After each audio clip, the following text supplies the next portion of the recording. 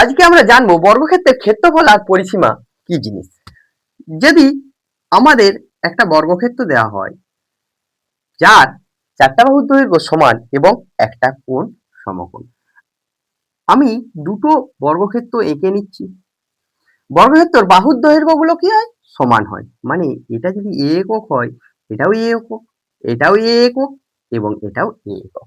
তাহলে বর্গক্ষেত্রের ক্ষেত্রফল বললে কি জিনিসটা বুঝবো আমরা?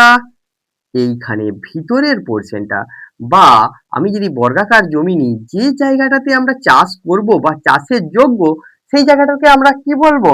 বর্গক্ষেত্রের ক্ষেত্রফল। বা বর্গাকার ঘর হলে যে মাদুর বা আমরা ম্যাট পাতি, সেটা কি হয়? হচ্ছে এখানে দেখো বর্গক্ষেত্রের ক্ষেত্রফল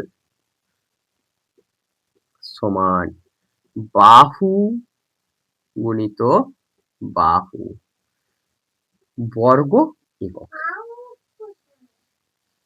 গুণিত বাহু বর্গ একক, এটা আছে। আবার পরিসীমা বললে আমরা কি বুঝবো?